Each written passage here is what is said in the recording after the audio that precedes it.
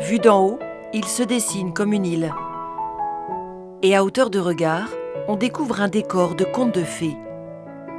Le château de la Motte-Chandelier est devenu la plus grande copropriété au monde. Pour le sauver de la ruine, plus de 27 000 internautes l'ont racheté grâce à un financement participatif. Ce jour-là, un petit groupe le découvre pour la première fois. Donc à l'intérieur du château, vous avez un escalier qui est pratiquement la copie conforme de l'escalier du château de Blois.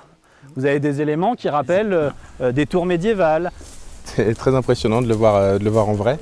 C'est la première fois que je viens sur le site, alors c'est une grosse découverte. Le fait d'être un petit peu copropriétaire, c'est une belle expérience. Une très très belle expérience. Vous avez l'air ému. Oui. Ouais. C'est une belle aventure. La plupart n'ont déboursé que 50 € pour devenir copropriétaire, comme cet Anglais. Au total, plus de 100 nationalités sont représentées. Il avait l'air très beau sur les photos, sur Internet. J'ai acheté. C'est un cadeau de Noël pour ma fille.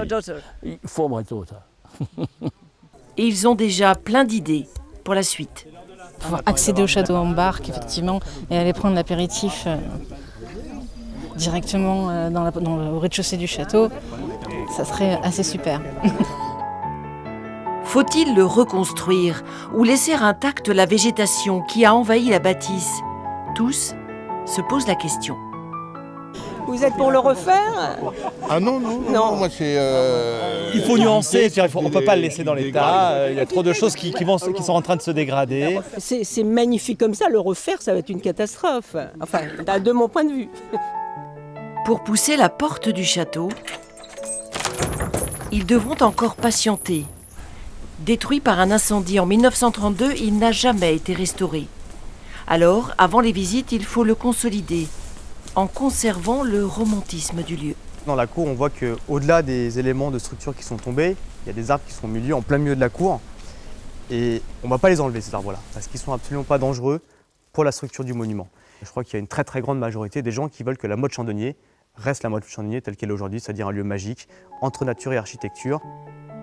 Les travaux doivent démarrer à l'automne. Pour les milliers de copropriétaires, l'aventure de la Motte-Chandelier ne fait que commencer.